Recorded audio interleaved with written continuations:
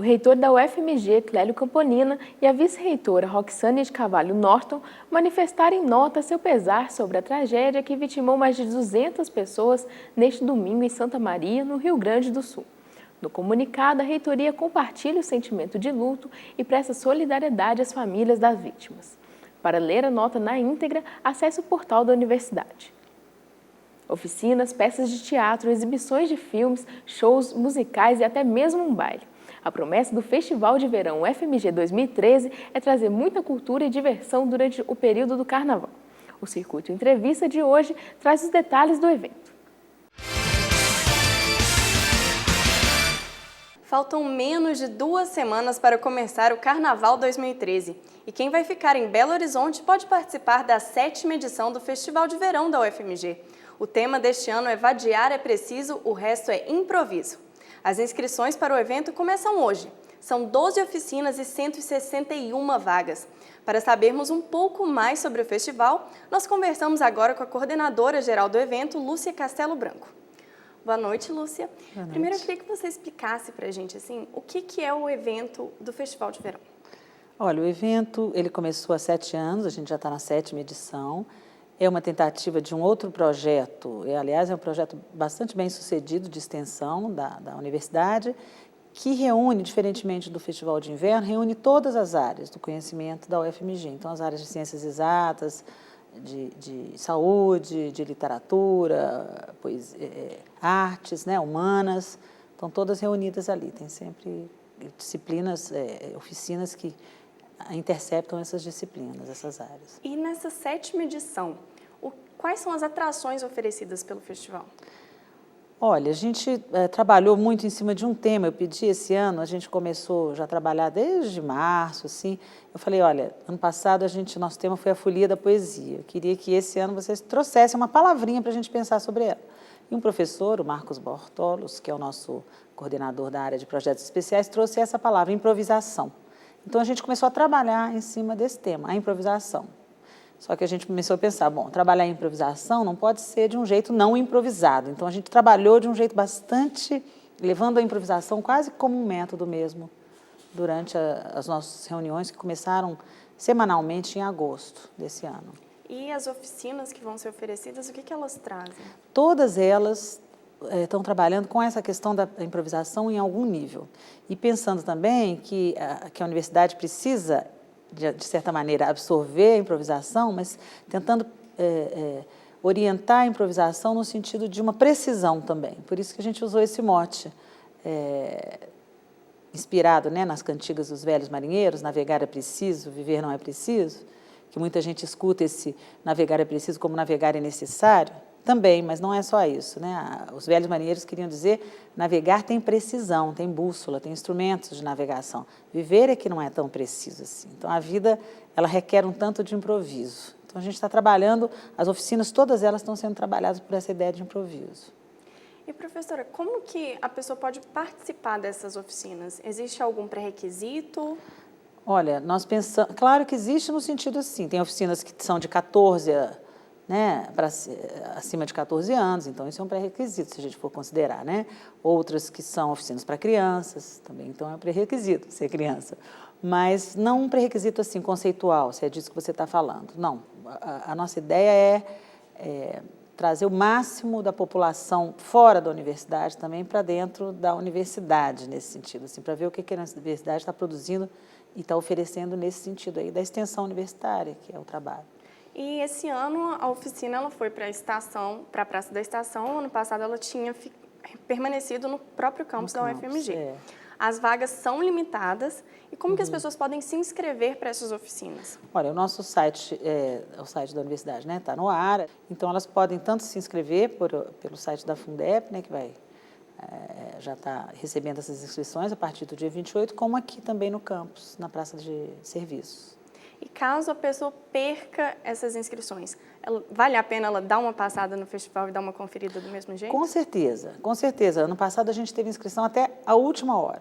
Tem algumas oficinas que, por suas próprias características, vão recebendo as pessoas no último momento, às vezes até depois de iniciadas, assim, no primeiro dia. Então, com certeza, vale a pena. E esse também é uma das nossas apostas, colocando o festival lá no Centro Cultural do UFMG pela primeira vez. Ele vai estar ali no circuito da Praça da Estação. Nossa tentativa é de integrar mesmo com a cidade, né? E de integrar, inclusive, com os eventos que estão acontecendo nesse momento na cidade, que são os eventos carnavalescos ali bem da Praça da Estação. E assim, aproveitando que está bem no centro, igual você falou que vai atrair vários tipos de pessoas, existe algum público esperado? Ou vocês acham que vai trazer de tudo um pouco? Olha, como nós estamos trabalhando radicalmente nessa direção do improviso, o público para nós também é um pouco inesperado nesse sentido, assim. Ou seja, a gente espera que o mais variado possível de público possa aparecer ali. Então, carnavalescos, frequentadores ali do circuito da Praça da Estação, estudantes, ex-estudantes, idosos, crianças, portadores de necessidades especiais, porque nós temos várias oficinas. Aliás, nenhuma delas tem restrição de nenhuma espécie, mas nós temos, por exemplo, uma oficina oferecida por um professor que é deficiente auditivo, entendeu? Então, assim, ele mesmo vai oferecer oficina. Então, a gente espera que atraia também esse público, né, e outros portadores de necessidades especiais, ou seja, a gente está tentando fazer com que o público seja o mais variado possível. E, professora, por que o Festival de Verão ele sempre acontece na data do Carnaval? Porque eu não participei da concepção do Festival de Verão, né, meu segundo ano como coordenadora, mas eu imagino que tenha se pensado que é um momento em Belo Horizonte que muita gente tem preferido não viajar, ficar em Belo Horizonte, né? Há pessoas que não são carnavalescos exatamente, embora o festival também tente incorporar os carnavalescos, se integrando também um pouco ao carnaval. Nossa mostra de trabalhos vai ser um baile de carnaval no Centro Cultural na terça-feira, então a gente quer se integrar ao carnaval. Então, e a universidade tem potencial, tem capacidade, tem vontade, tem desejo de oferecer alguma coisa nessa época como uma outra opção de lazer para quem permanece em Belo Horizonte, de lazer e de cultura e de criação, enfim, de pensamento. E a universidade ela oferece esse evento que traz várias áreas de conhecimento. Existe uma transdisciplinaridade entre as áreas. Mas a gente vê na programação do evento que ele é dividido em áreas específicas, relacionadas à biologia ou as engenharias, a física. Como que acontece? Como que um festival transdisciplinar... A divisão, ela aconteceu inicialmente no sentido de mostrar, de tornar mais visível para o público que todas as áreas do conhecimento estão presentes. Porque, normalmente, quando você pensa que é um festival, você pensa festival de artes. Não, esse festival é de artes e de ciência e de tecnologia, enfim. Então, essa é a ideia de manter as áreas. Só que esse ano a gente quase até, embora tenhamos coordenadores de área, a gente quase que eliminou o nome das áreas, embora elas estejam aí, porque nossas oficinas acabaram acontecendo de maneira tão transdisciplinar, tão assim, atravessando uma área e outra. A gente tem oficina que vai ser ofertada, por exemplo, por um físico e uma poeta. Então, a oficina é da área de física ou era da área da literatura, né? A gente tem oficinas que estão no campo da saúde e são ofertadas, por exemplo, por um pianista. Então, o que o pianista está fazendo na área da saúde, exatamente, entendeu? Então, um músico está fazendo ali.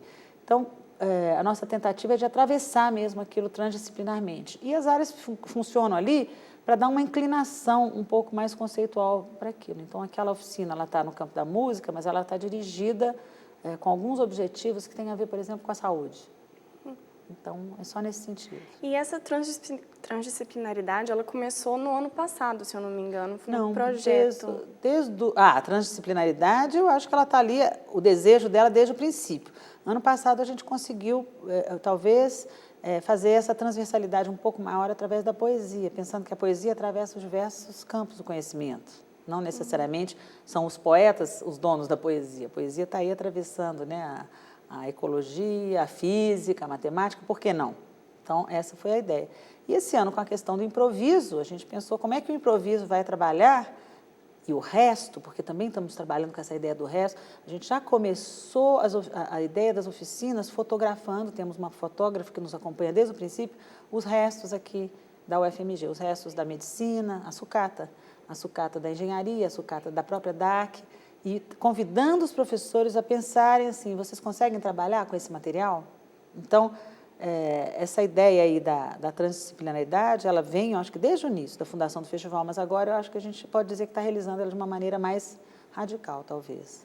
Professora, só para encerrar, o que o festival traz de diferente do festival do ano passado? Esse ano traz de diferente um método novo para nós de trabalhar, que foi assim, ninguém saiu convidando professores, eu quero você para dar uma oficina disso, não. Nós saímos convidando algumas pessoas que a gente achava que tinha alguma sensibilidade para a questão do improviso, mostramos um material do qual a gente dispunha e um método e um conceito e dissemos, você consegue trabalhar, fazer uma oficina em torno disso? Quando a pessoa dizia não, ela mesma desistia. Então, nós começamos a ter reuniões desde o princípio com os professores. Isso é diferente, não foram professores... Muita gente veio oferecendo oficina no final já pronta, a ideia não foi essa, nós trabalhamos em conjunto. Isso é muito diferente. Eu acredito que o resultado seja muito diferente nesse sentido. A segunda coisa que eu acho muito diferente é ter aquilo tudo ali concentrado no Centro Cultural do FMG, esse circuito do carnaval, uma casa.